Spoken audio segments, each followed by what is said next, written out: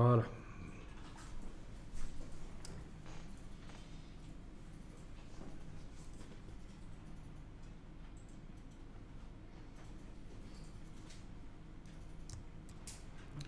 Déjà là, c'est pas mal, vous avez appris des choses. Alors on va aller chercher une autre image, on va faire l'inverse en fait, hein, tant qu'on y est dans la foulée. Autant voir comment faire pour le cas où vous voulez utiliser une image sur un fond clair. Ok. Alors, par exemple, donc j'ai tapé vase public domaine et je vais aller chercher un comme celui-ci. CTRL-clic, j'ouvre dans un nouvel onglet. Alors il a des problèmes parce qu'il a certaines parties sur lui qui sont très claires comme son fond. Et donc quand je vais faire l'écrêtage, ça va devenir invisible à cet endroit-là. Il va falloir corriger le tir. Ok. Alors, je vais juste aller regarder que si par hasard elle n'existerait pas en meilleure qualité. Non. Non, c'est la meilleure qualité. Vous voyez ce que j'ai fait pour aller vérifier qu'elle n'existerait pas par hasard en meilleure qualité? J'ai cliqué sur Recherche par image. Puis Google m'a ouvert ça, évidemment, et j'ai cliqué sur toutes les tailles. On va la mettre sur le serveur. Le fond n'est pas uni. Non, le fond n'est pas uni, mais c'est pas grave, hein. Tant qu'il est globalement foncé ou clair, ça va marcher. Bon. Donc vous téléchargez bien l'image haute définition. Oui, je dis ça parce que parfois il y en a qui vont télécharger ce petit truc-là et ils oublient de cliquer sur afficher l'image. Même si c'est pour utiliser au final en plus petit, vous avez intérêt à démarrer une image qui a la meilleure qualité possible. D'autant qu'à notre époque, on utilise aussi les images pour faire autre chose que des sites web. Je veux dire, quand vous êtes dans un projet global, vous allez aussi faire de l'impression. En plus du site web, c'est quasiment certain que vous allez faire des flyers, des triptyques et des choses comme ça. Ok.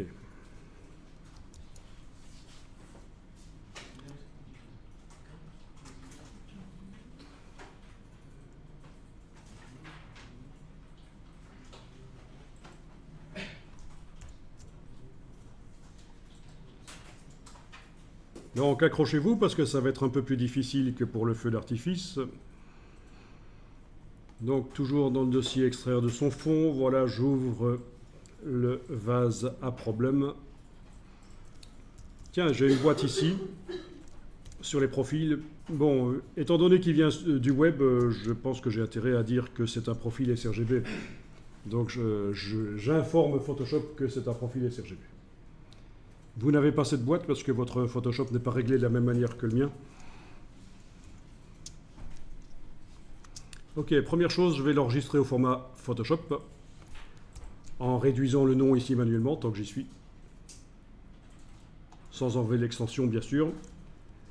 Je vais mettre un petit 0,1 à la fin parce que je vous conseille de régulièrement, quand vous faites un travail un peu délicat, dans lequel vous pourriez vous planter, régulièrement vous allez enregistrer sous un nom différent. Comme ça, si vous faites une erreur au niveau technique ou créatif, il vous restera la version précédente.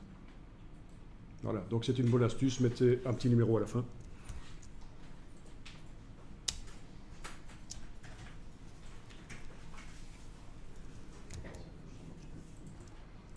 Voilà, donc il nous faut repérer, même principe que pour le feu d'artifice au début.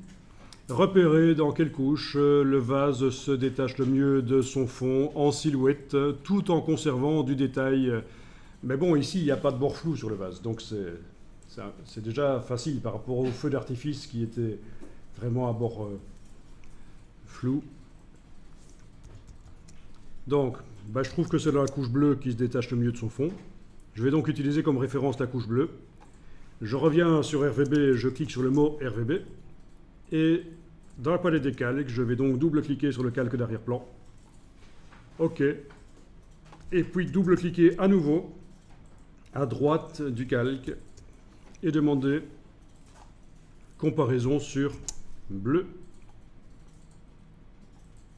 Bien sûr, c'est le curseur du dessus, puisque je vais rendre invisible le vase en fonction de ses pixels à lui. Et c'est bien sûr pas le curseur, l'indicateur de gauche, mais plutôt cette fois-ci celui de droite, puisque c'est les pixels les plus clairs qui vont définir ce qui devient visible. Voilà. Vous voyez que si on vous avait demandé de faire ça, on vous refile 30 vases et on vous demande de les mettre sur fond transparent, peut-être que vous y allez avec la plume, peut-être, mais ce serait un peu une perte de temps ici. S'il est sur un fond bien uni, on peut procéder comme ça.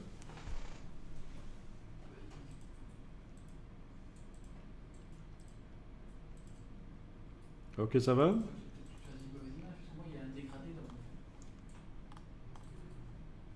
Il y a un dégradé, c'est-à-dire qu'il te reste des taches comme ça? Disons qu'il y a un dégradé du gris vers le noir, et comme le vase est noir aussi, il part très vite. Tout le vase. Ah, il part très vite. Ah, donc, mauvais plan pour faire avec cette photo-là, alors. Tu as bien fait une comparaison sur une couche dans laquelle il se détachait le plus possible sur son fond. Et malgré tout, ça ne marche pas. Donc là, il faudra utiliser d'autres méthodes. D'autres méthodes comme les tracés ou la baguette magique ou l'outil de sélection rapide. Enfin, c'est ça, dans Photoshop, c'est vraiment en fonction de chaque image, il faut utiliser certains outils. Hein. C'est l'image qui dicte quel outil on doit utiliser sur elle. Ok, zoomez un peu Alt roulette sur le bord de votre base. Vous voyez qu'on n'a qu'un seul niveau de transparence là. On a des escaliers. Peut-être que ce serait bien de séparer en deux le curseur pour essayer, donc avec la touche Alt, pour essayer d'avoir différents niveaux de transparence. Vous voyez la différence? Un seul niveau de transparence, avec la touche Alt, je sépare le curseur en deux. Waouh, c'est quand même mieux. On a un vase qui sera un peu flou sur le bord, transparent. Donc en fait, le PNG qui va servir au final à exporter cette image est quand même un format qui est de plus en plus utilisé sur le web. Parce que, bon, il fut un temps où les navigateurs web avaient des problèmes avec le PNG 24, mais maintenant c'est un format de plus en plus utilisé, qui permet de faire des transparences multiniveaux. Ça permet vraiment de faire des choses intéressantes au niveau création web.